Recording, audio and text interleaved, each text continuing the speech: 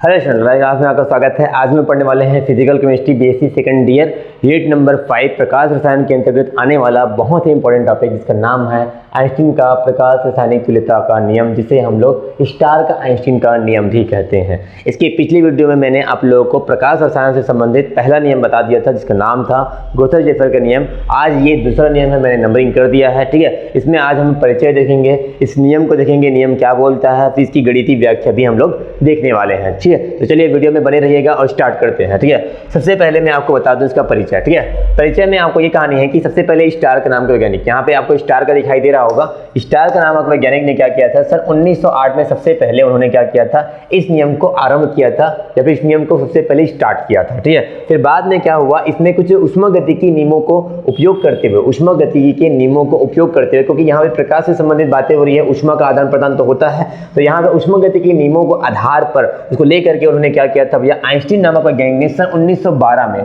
क्या किया था, इस नियम को पूर्णतः रूप से प्रतिपादित किया था। इसलिए इस नियम को सम्मिलित रूप से हम क्या कहते हैं, हम लोग कहते हैं स्टार का आइंस्टीन का नियम कहते हैं। इसमें मुख्य रूप से जो साइंटिस्ट था वो है आपका आइंस्टीन नियम, जिसने आइंस्टीन दिया था, इसे आइंस्टीन का प्रकाश रासायनिक तुल्यता का नियम भी कहते हैं। ठीक है, अब ये नियम क्या बोलता है मैं आपको यहाँ बताने जा रहा हूँ। ठीक है, अच्छे से देखिएगा। ये नियम ये बोलता है कि कोई भी अणु या परमाणु, ठीक है, कोई भी अणु या परमाणु, मान लो एक मैंने अणु ले लिया है, ये अणु है, मान लो एक अणु है इतना बड़ा। ठीक है, अब क्या फिर कोई परमाणु भी हो सकता है, ऐसा बोला है। ठीक है, जो प्रकाश विकिरण के कारण अभिक्रिया में भाग लेता है। जाहिर सी बात है, जब प्रकाश से आपतित होती है तो क्या होते हैं भैया, ये लोग क्या करेंगे, प्रकाश की ऊर्जा को अवशोषित करती है और अवशोषित ऊर्जा जो है वो उसको मिलती है, ताकि वो अणु क्या हो जाते हैं, सक्रिय अणु या परमाणु सक्रिय हो जाते हैं और सक्रिय होकर क्या करते हैं, उत्पाद का निर्माण करते हैं। ठीक है, ये प्रोसेस चलता है, इसी को हम लोग प्रकाश रासायनिक अभिक्रिया कहते हैं। ठीक है, तो प्रकाश के कारण अभिक्रिया में भाग लेते हैं। केवल एक क्वांटम विकिरण को क्या करते हैं, एक क्वांटम विकिरण का मतलब क्या हुआ, एक फोटॉन की ऊर्जा या फिर एक क्वांटम की ऊर्जा को क्या करते हैं, अवशोषित करते हैं। यहाँ पे बताया गया है कि अगर मान के चलो आपके पास कोई एक परमाणु है या फिर एक अणु है, ठीक है, वो लोग क्या करेंगे, केवल एक फोटॉन या फिर एक क्वांटा की ऊर्जा को क्या करेंगे, अवशोषित करेंगे, फिर क्या करेंगे, रासायनिक अभिक्रिया को संपन्न करेंगे सक्रिय होकर के। ठीक है, ऐसे करके बताया गया है।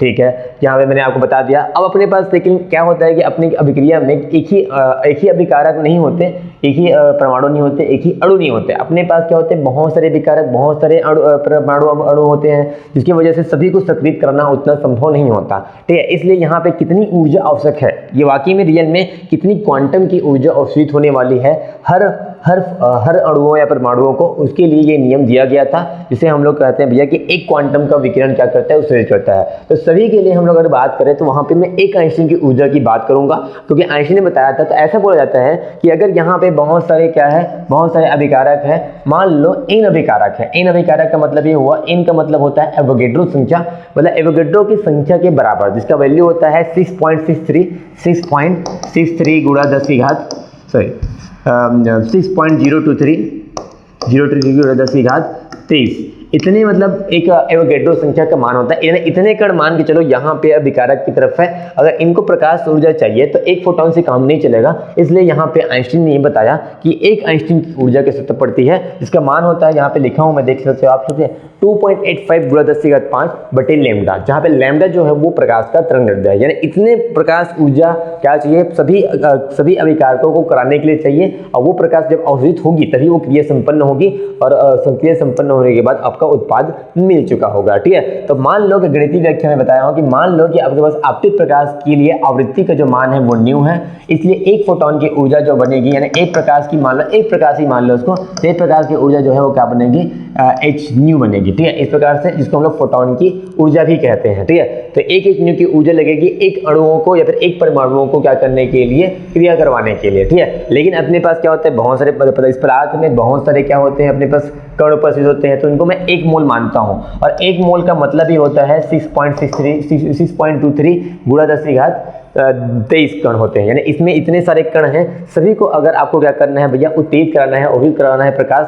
तो उसके लिए आपको इतनी ऊर्जा लगेगी, E बराबर Nhν। और एक फोटॉन के लिए, एक अणु के लिए एक Hν लगता है, तो आपके n मोल वाले कणों के लिए कितना लगेगा, Nhν अर्ग प्रति मोल की आपको क्या जरूरत पड़ेगी, ऊर्जा की जरूरत पड़ेगी, जहाँ पे n जो है एवोगेड्रो संख्या है। ठीक है, अब यहाँ पे मैं न्यू का मान रखूंगा। इसके पिछले वीडियो में मैंने आपको न्यू यानी आवृत्ति का मान बताया था, c बटे लैम्डा, जहाँ पे c जो होता है प्रकाश के निर्वात में चाल होता है, इसका मान होता है 3 × 10⁸ मीटर प्रति सेकंड।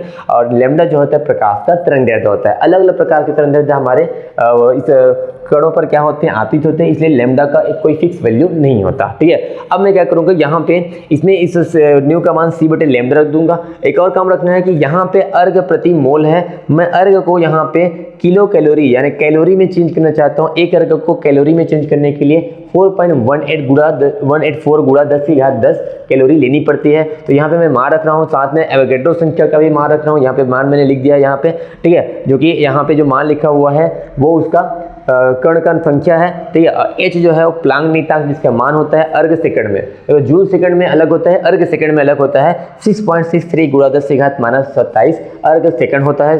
ये सीरीज पद्धति में सब मात्रा रख रहा हूँ। और प्रकाश का चाल मैं यहाँ पे रख रहा हूँ 3 × 10⁻10 सेंटीमीटर प्रति सेकंड। मीटर प्रति सेकंड वाला नहीं चलेगा क्योंकि ये पूरा सीरीज पद्धति में है, तो सीरीज पद्धति वाला मैं मान रख रहा हूँ। ये सब मानों को रखने पर यहाँ पे रख देंगे तो आपको जो मान निकलेगा कैलकुलेशन करके वो निकलेगा 2.85 × 10⁵ प्रति लैम्डा, प्रति मतलब बटे में लैम्डा। ये जो मिलेगा आपको किलो कैलोरी प्रति मोल में आपको ऊर्जा की प्राप्ति होती है। इसी को हम लोग क्या बोलते हैं, एक आइंस्टीन बोलते हैं। अर्थात कहने का मतलब ये था कि किसी अभिक्रिया में अगर बहुत सारे अभिकारक हो, यानी कि एवोगैड्रो संख्या के बराबर अगर आपके पास क्या हो, वहाँ पे अभिकारक हो, एक मोल अभिकारक की बात हो, जब बहुत सारे अभिकारक रहते हैं उनको उत्तेजित करने के लिए, उनको सक्रिय करने के लिए, उनको अवशोषित ऊर्जा प्रदान करने के लिए अपने को इतना एक आइंस्टीन की ऊर्जा चाहिए रहती है। और एक आइंस्टीन की ऊर्जा जो होती है वो होती है 2.85 × 10⁵ बटे लैम्डा किलो कैलोरी प्रति मोल की ऊर्जा की आवश्यकता पड़ती है। इस प्रकार से आइंस्टीन ने ऐसा बताया था, इसलिए इसको मुख्य रूप से आइंस्टीन का प्रकाश रासायनिक तुल्यता का नियम करते हैं। याद रखिएगा, एक अणु के लिए केवल एक फोटॉन की ऊर्जा लगती है, लेकिन बहुत सारे अणुओं के लिए एक आइंस्टीन की ऊर्जा लगती है। इस प्रकार से यहाँ पे इस नियम को बताया गया था। ठीक है, तो इस प्रकार हम लोगों ने इस नियम को भी देख लिया। इस प्रकार से हम एक और बोल सकते हैं कि यह नियम जो है प्रकाश रसायन का द्वितीय नियम कहलाता है। ठीक है, इसके अब अगले वीडियो में मैं क्या करूँगा, प्रकाश अवशोषण के नियम भी पढ़ेंगे। वो थोड़ा अलग नियम है, मैं बियर लैम्बर्ट के नियम की बात कर रहा हूं। ठीक है, जो कि बेसिक फाइनल में भी बहुत उपयोगी है। तो अगले वीडियो का इंतजार कीजिए। धन्यवाद।